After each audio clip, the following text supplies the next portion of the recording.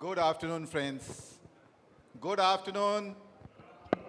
Thank you. So, this session is all about smaller towns, the real Bharat, a large part of real Bharat, where many of us as retailers we want to enter, many mall developers want to enter, but we all are skeptical, or at least many of us are skeptical whether we will get success there or not. Today, I have a very esteemed panel with varied backgrounds who have really made it very successful in these smaller towns. And I would like to understand how they have made it successful. And this will obviously give lot of insights to all of us that if whether we are there already in the smaller towns or we want to enter smaller towns, then how to make that successful entry or successful operations in those smaller towns. And as I said, I have a very varied panel from varied backgrounds.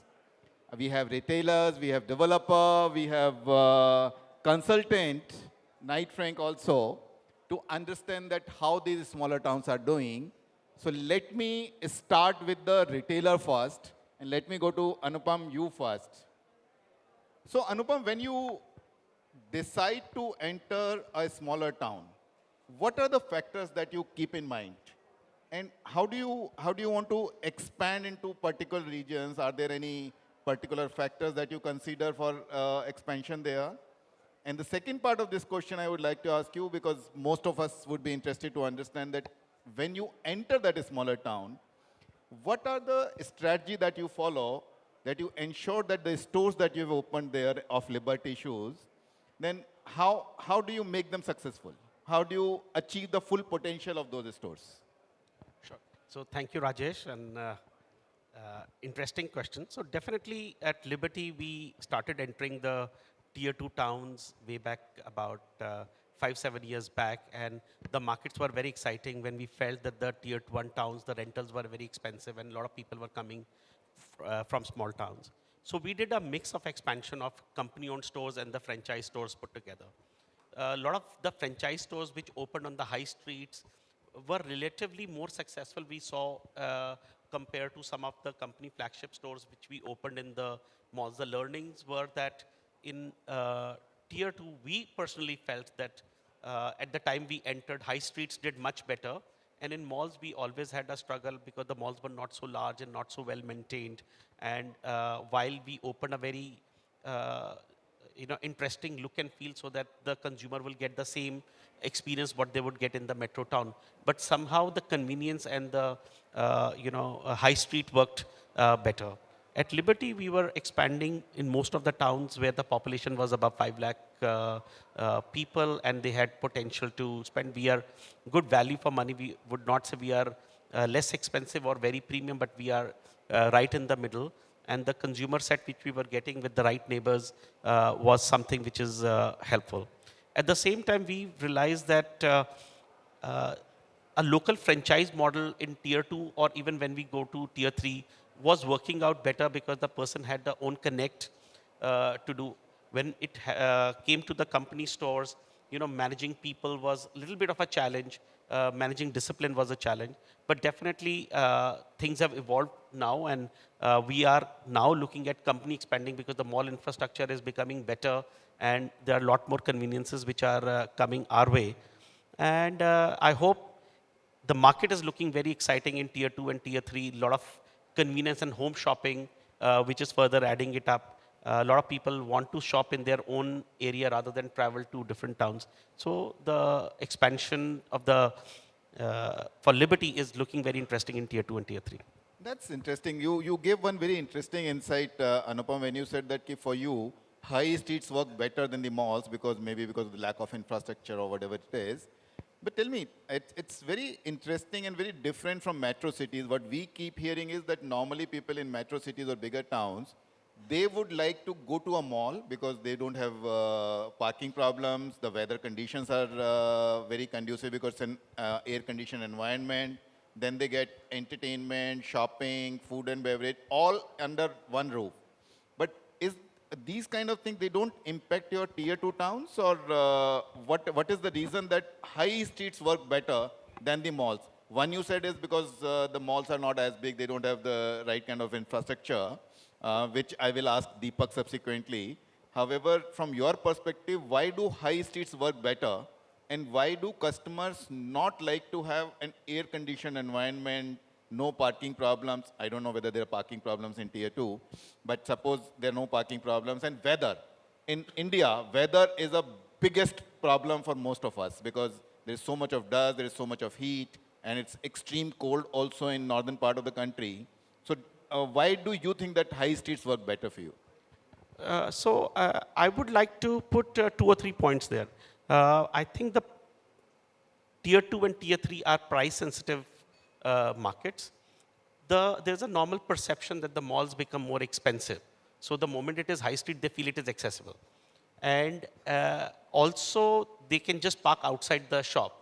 They don't have to plan the whole day for spending 4 or 5 hours. Maybe when they are going for entertainment, they are going to watch a movie. And my experience is when they come and watch the movie, then they don't shop. So they were shopping more when they were just coming specifically. They could park the car outside. They would spend half an hour in the store. So maybe the consumer sets are different. So at Liberty, we saw that was the trend. And high streets, they were very comfortable parking the car outside, sitting there for 15, 20 minutes, trying their favorite footwear, getting that personalized service. They were not in that hurry. And generally, I've seen in the mall, people are in hurry. They just are quick decision makers at that point of time. Maybe the customer sets going to the malls and to the high streets are very different. And the Liberty as a brand was connecting better to the person who was coming to the high street. Thank you, but that gives a very interesting insight. And on that, I would like to ask you, Deepak, because I would just like to understand from his perspective, from Anupam's perspective, it's the high streets that work better. From your perspective, you have a beautiful mall there. You are also into residential and commercial, but I'll restrict my questions to malls right now. Sure. How do you, when you have a mall, how do you ensure that there is a consistent quality footfall of the customers in your malls? How do you curate the brand mix? Because that's also very important for all the malls, whether it is in bigger towns or smaller towns. And then how do you ensure that revenue growth comes in from that quality footfall? How do the malls stay relevant for all kind of customers that you have? Could you please throw some light, and maybe you can also throw some light on what Anupam said, that in smaller towns, high streets work better as compared to the malls? Thank you, Rajesh, for your question. I would take it off where Abhishek ji left. He said that the customers prefer the high street more than a mall because they think it's a matter of convenience. Now, when you are conceiving a mall and you keep all these points into consideration while designing a mall, so slowly and gradually, as you see, now e-commerce has completely caught up. It was pariah earlier. Nobody wanted to do e-commerce. Now, with the experience and the kind of shopping which everybody does, even in tier 3, tier 4 towns, everybody has latched on to it. So when we were conceiving our own mall, we thought that let's give them the convenience of the high street, but not compromising on the standards. As you said, weather in India, typically, even if you talk about Pune, which was earlier, there was no fan needed. Now without an AC, you can't even survive in your car, right? So we consciously took a call. Earlier, our mall was supposed to be an open mall. Because of the weather of Pune, we decided to make it a closed, fully air-conditioned mall. Because generally, when the aspirations of people change, so they would want to graduate from high street to a organized retail, which is a mall, and look for other conveniences. So it's a gradual journey. So when you put together a brand which are affordable fashion, which is probably available at the high street also, then with a sprinkling of some premium bridge to luxury going forward. So if you take that journey in a consequential manner of, say, a 5-year journey or a 10-year journey, in which the demographics is also changing, the brands are also changing, and you maintain that consistency. For example, I remember when we opened after COVID, typically the call was from all the other smaller malls in our vicinity, you switch off the light, you switch off the AC. We never did that. Our parking was always free, right? It was all well lit, managed by CPS. So if you show that consistency in your standards, then people start connecting with you. And that connection, when forged together with your marketing and branding and communication strategy, so then you curate your marketing plans around the local populace. And you say that, boss, probably I will not celebrate Christmas because it's not as big, which is probably very big in Bangalore or Delhi or any other big city. You do a very, very local kind of a thing, which is very, very entrenched into the mindset of the people. Then you start connecting with that populace and you keep on reinforcing. So even if your the branding language or the communication language might be international, but the look and feel has to be local. So if you take these things in mind, so people then start relating you as a part of extension of the high street itself. And as a mall, then you become successful. That's the, I think, overall. Are you saying that high streets are equally important in smaller towns? Gradually, Because you also said that it could be an gradually, extension yes. of high street. Gradually, they fade away, Rajesh. In our case, for example, we have seen a lot of high street fade away and convert into organized retail now, because most of the brands are now with us. They have closed their high street stores. So I can be a testament to my own market. I cannot generalize pan-India, but this has been the case in PCMC where we are. It's just a industrial satellite town of Pune. So we have seen that happening. All the smaller unorganized malls also have died down. Now they are planning to convert into either residential or commercial space. So that is happening. Residential. Mall converting into residential. Yes. Because the residential, you know how residential market is now poised. I think Abhishek is the right person to actually answer that question.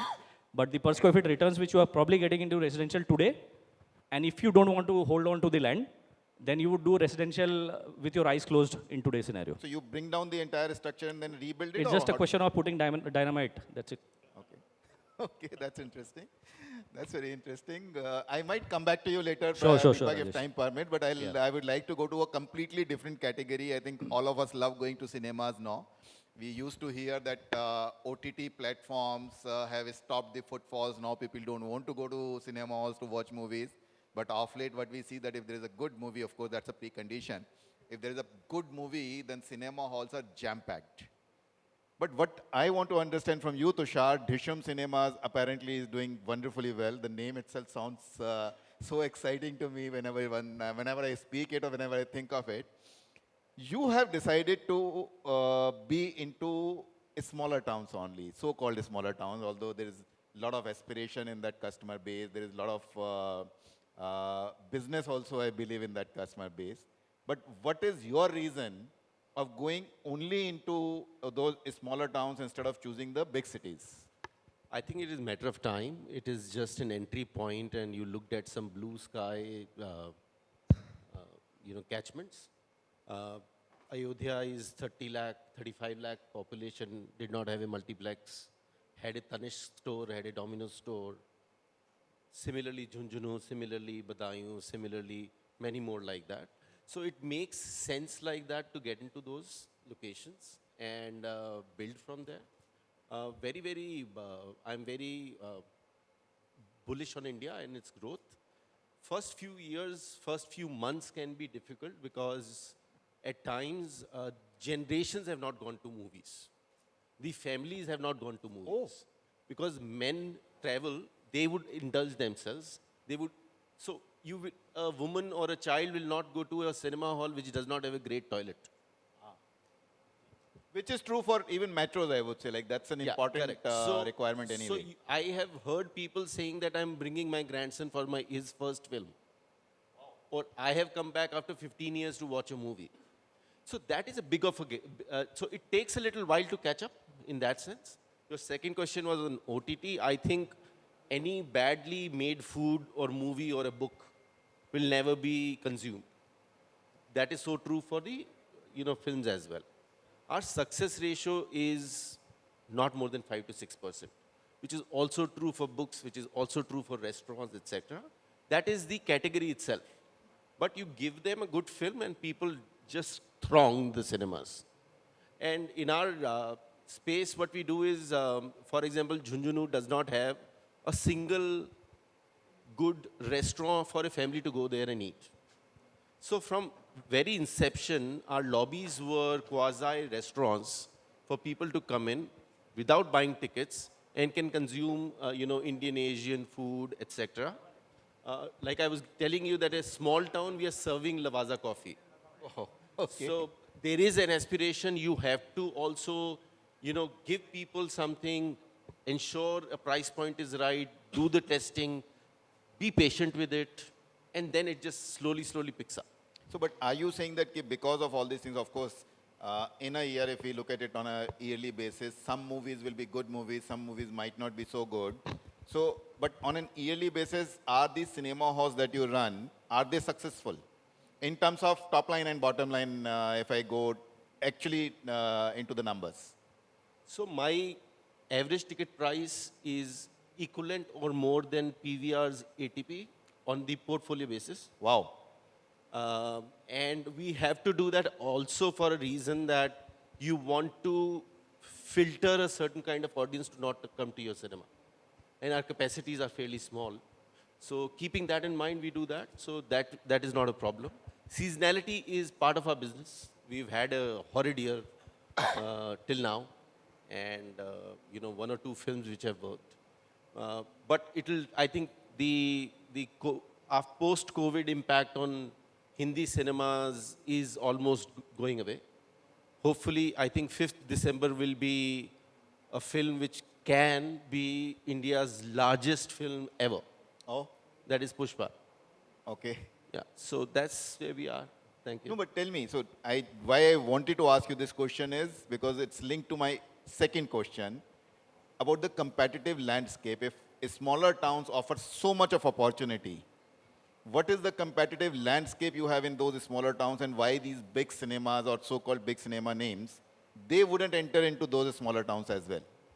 I think everybody is doing their own thing, right? And India has a lot of market. But what is the competitive landscape? Like wherever you are the only guys there? Yeah, 5, 6 of these cities, I'm the only multiplex. Right. All Okay. right. And typically, but if I go back, if I take an example of, let's say, Badaयूं, it had 3 cinemas working at one time. These were single screens, large cinema houses, which closed down. And nobody had invested, in the infrastructure after that. So it made sense to go back. There is 60 kilometer away a PVR in Bareilly, which does fantastically well. All right.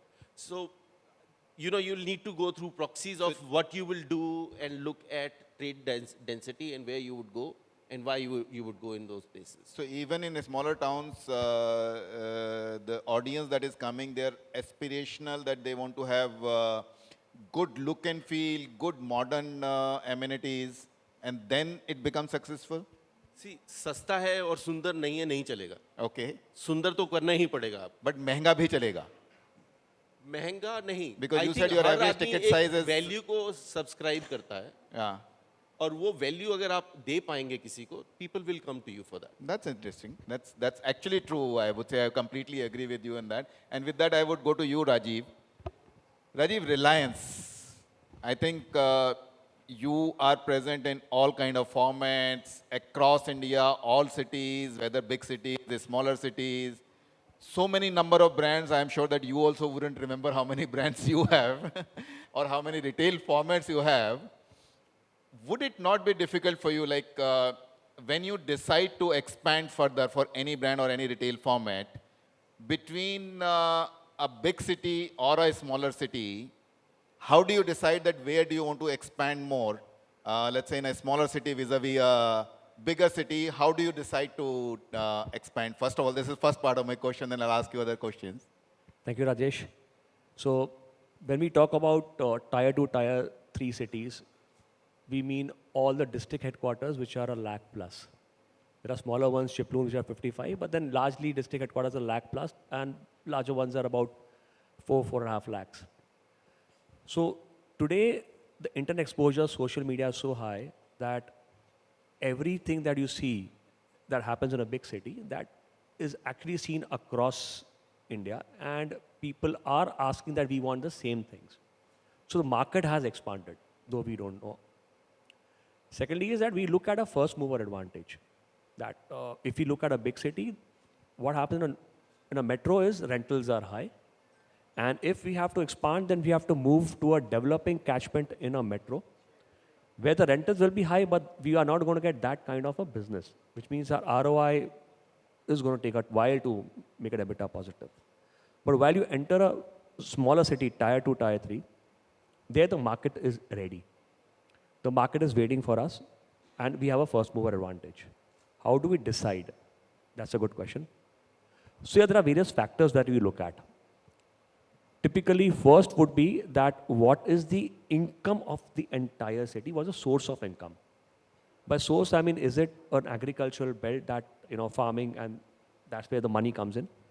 Or is it a trading area? Is it a feeder town? Is that town an industrial hub? So these factors actually tell us a lot about how that city is earning their revenue.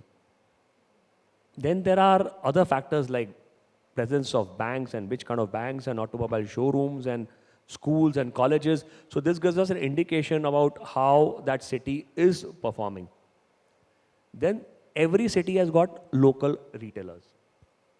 Now in some cities, our retailers are huge. We may be surprised to know that even Chikli kind of a place near Vapi has got huge retailers and they do a huge business, which is very surprising. But sitting here, like, when we actually walk in that town, we see these retailers, and when we see their stock levels, we see the price levels, when we see their merchandise, we believe that yes, I mean, this town is a potential town for us. Another data is that festivals, which is very big. So there are certain festivals that where gifting apparels is big. Gifting apparel Yes. on festivals. Yes, it is big. So these kind of towns gives an insight that if, and they, for example, Diwali or, Pongal Sankranti, these are times of Durga Puja, everybody wants to buy one extra garment, 2 or 3, clothes, new clothes, shoes, clothes, everything, footwear. So that's when we realize that, even Onam for that matter. So these belts also tell us that we need 1 or 2 festivals which are large. That is going to give us a spike in that period. And that spike covers for quite a few months, because every month cannot be the same. There are certain dull months, but these are the months if the town is heavily dependent on these festivals and celebrates in a larger way, we get magnifying sales, and that sales obviously results in 2 or 3 months of our revenue. Some factors, and lastly, I would say that now towns are divided into various catchments or subcategories. One would be that, is it fashion, though it's a small town, but is it fashion centric? For example, when you go to a northeast, you will be surprised to know that northeast sells more of XS size, S sizes, and they are high on fashion.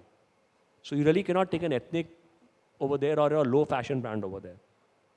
When you go to a bed like Rajasthan, they're in a tier 2, tier 3 city, ethnic sells really well over there. So we have to understand the dynamics of each town and then plot a city accordingly, that what brand are we going to take, what merchandise are we going to take, and what price points are we going to take over there. So in that case, when you're talking about the price points, do you see any change in the price trends that are happening in these smaller cities per se, like in metros, etc.? I think the prices are going up, premium is coming more, there are prices going up. But in these smaller towns, do you see that there is a clear price trend line happening there? Is it going up, it's flat, or what is happening there?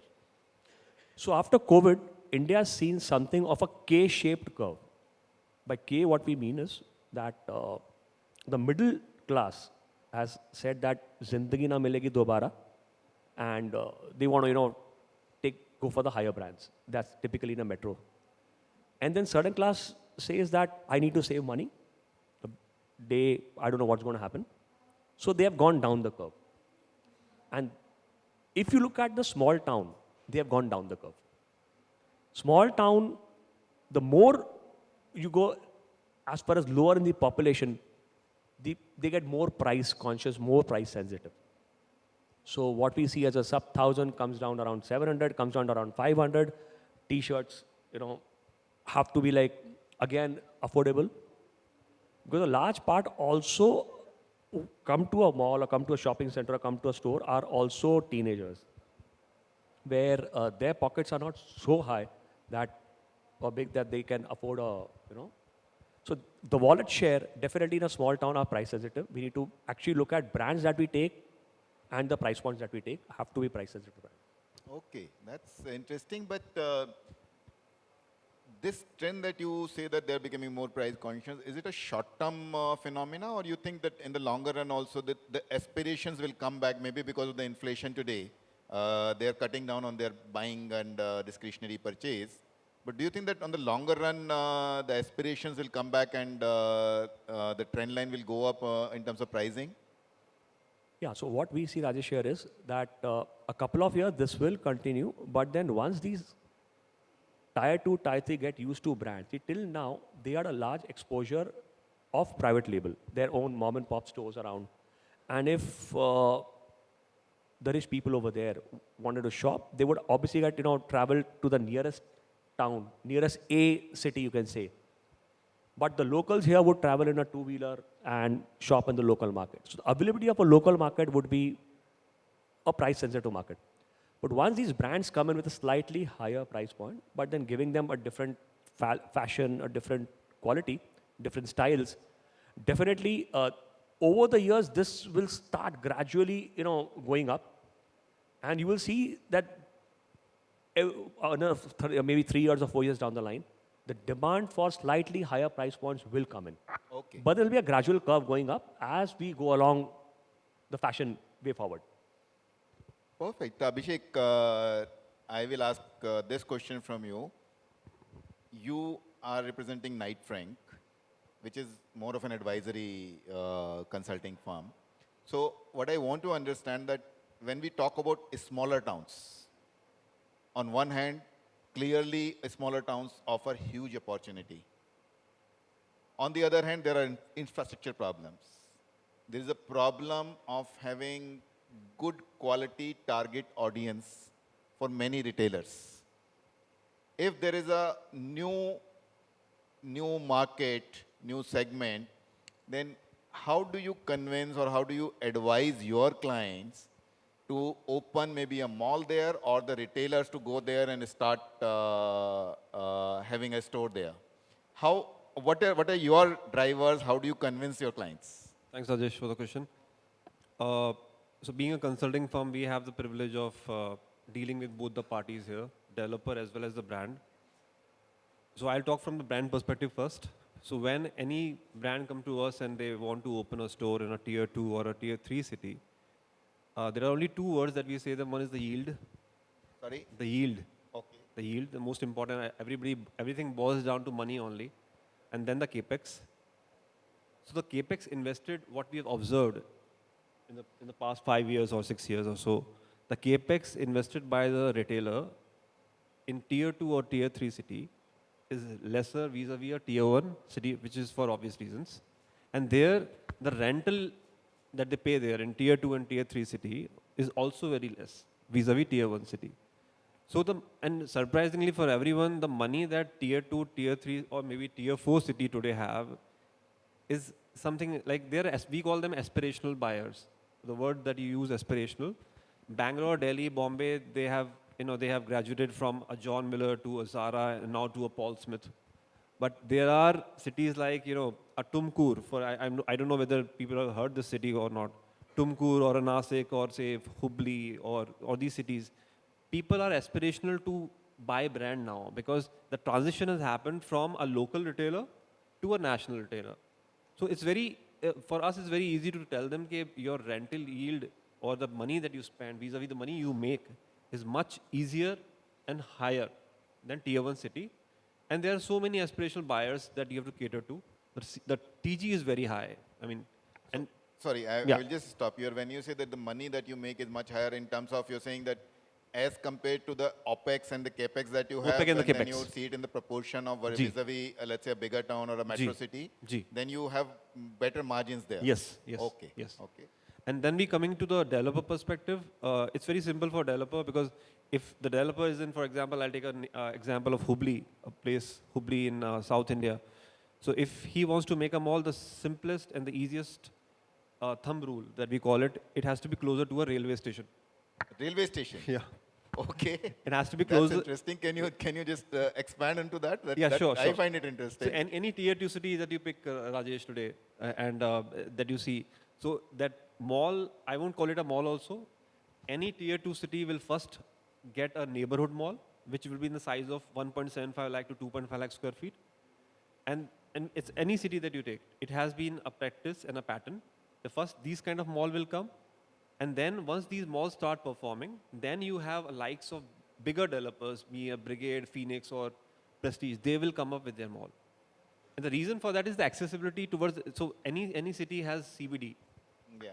the north, east, west, south. So you have to open at CBD only. And CBD for those cities is railway station. Okay. So that's why developer, when they come to us, even the capex from the developer perspective is much lesser than a Bangalore, Delhi or Bombay. But I'm not any compromise on the property or the quality of the property. But the capex involved in that also is less. The designing and everything, the costing also is less. Acquisition of material, everything is less. So the most important challenge for them today is where to open the mall in tier 2 cities. Like I keep hearing from the developer, where should we open? So the acquisition of the land also is very important because the land cost is the highest for them. So the simplest solution we can tell them is it has to be closer to a city, a CBD, a railway station, that's it. And how do you study the customer base there, the catchment, right kind of catchment should be there where the mall can open or the retailers can go? Rajeshji, tier 2 cities today is in transition of buying new brands and you know, I was shocked to see, I won't take the name, one of the top retailers of the country want to open in a mall like, a city like Hubli. It's a very big brand from the house of Tata. And they said, okay, we would like to explore this market because we see a lot of aspirational buying happening there. In Bangalore, how many people will buy Zara now today? And when there's a market, there's a virgin market where you can have so many so many buyers who are waiting in wings to buy those new and try the new products. So that is the reason I think we should open there. That's wonderful. One nuance about retail in metro versus vis-a-vis the smaller towns. Anupam, I would like to ask you, and perhaps Rajiv, you could also throw some light on this. Do you differentiate in the merchandising because you have to maintain certain price points there? Or you have the same kind of products available in metro cities and the smaller towns? Or is this difference a major difference? Or it's a slight tweaking here and there? So definitely there has to be some tweaking.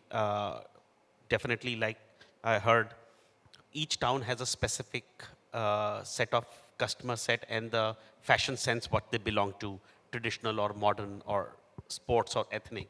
So we need to be cautious about what sells and what doesn't sell. So some bit of tweaking is required. And to my surprise, you know, what we mentioned, Tumkur. Tumkur is one of the highest selling store for Liberty in, you know, tier 2 market, and very, very surprising. And, you know, one was railway station. The other nuance I found out was if you're closer to the popular temple there, you know, which also became, you know, we also look at, you know, any famous place which people go to on regular basis. So it's quite interesting, but tweaking of merchandising is important, and even not just from tier 2, but from the preferences of even location or the catchment which people belong to. You know, some of the interesting facts which when we opened our first store in Madurai, I was surprised to see, even though our price points are about 1,200 to 1,500 rupees, I saw people coming barefoot into the store, shopping and walking out. I couldn't believe this but this is how a lot of different markets give you different learnings and you learn from there. Thank you. Rajiv, sorry, I have been told that I don't have too much of time, so I wouldn't be able to ask you questions. Or I had a lot of questions for all of you, but I think I'll have to stop it here. But just one thing, does audience have any questions from any of the panelists? Kindly raise your answer hand, then we can quickly answer that question. Anybody in the audience? Yeah, yes, please. Anish, we can manage one or two questions. Thank you. Hi, Rajiv. I think you did ask, and Anupam did answer it, that, you know, when we talk about smaller cities, ease of parking on the high street, you know, is very important, relevant. But as retail is now moving and we have seen Reliance and other brands opening in tier 3, tier 4 cities. What is more important for the consumer going forward in the next 4-5 years, which will be more relevant for him as a shopping experience, and would he like more to come to explore more of the high street, or would it be more malls which would be more relevant in smaller cities? This question is to Rajiv. Anybody, any of the panelists? So, Rajiv or Anupam, I think you would be more relevant because Anupam, you said that high street is becoming more attractive towards the customer, but he has a different question there. Would you like to answer this question? Okay. While Now, typically, where should we open? High street or a mall in a small city? So let's define a small city first. So is it a population 1 or 2 lakhs? That's what we are looking at, tier 2, tier 3. Because if I look at a Hubli, Belgaum, or they are up the curve. When you look at the smaller ones, they are. So that's where I would say that do we have a mall in the right location? Today, all the malls that have opened up are outside on the outskirts. We have seen this movie Do Duni Char, where this family, travels towards the, town. So there's a point made that where should we open a store? It should be it should be towards a railway station or towards a bus stand. Because in a small city, there's a tendency going towards a railway station or a bus stand. And if you see there's only one market everywhere, mostly it's MG Road. Now, your mall should be in and around that CBD. But if it is outside, then you only get those college kids who will probably go in the afternoon, hang around and come back, or maybe 1 or 2 movies. But the regular brands will not work over there. Also, when you open a mall, if it is the high street or near the high street or in the CBD, how do you fill it? Is the major question. So when we go, we want the front box, front entry, because we are not really confident whether the mall will be filled by any brands also or not. Because how many brands are ready to come to these tier 2 or tier 3? Malls not even they should look at probably having the most famous retailers inside, get the most famous retailers of that town inside the mall, get the most famous food joints inside the mall. That's when you are asking the, local to say that yes, there is local and there is what you want as brands. So future is going to be malls, but provided they open at the right location, which is in and around CBD and not where they are currently doing outside. No, that's never going to work. Nobody's going to go that far, ever. All those nuances for the bigger cities, like you have ease of parking, air-conditioned environment, F&B, cinema, everything under one roof. These things are relevant or are becoming relevant for smaller towns also, is what you're saying. Yes, it is becoming. That's why I'm saying, yes, malls will work, but provided they are, again, near and in and around CBD and not outside, because ultimately, the scooter population, they are not ready to go that far on the other side of the town. I can probably name a list of about 10, 12, 13 cities where such malls have mushroomed, which are on the outskirts and on the wrong side, and they have not worked since years. So customers do want quality, they want parking, they want AC, but they want also local brands and cinema and hyper. They want everything. But it should not be a shopping center. It should be a mall experience. Currently, what's opening are all shopping centers. Great, thank you. Thank you, Rajiv. Thanks, friends. And may I request you to give a big hand to the panel here.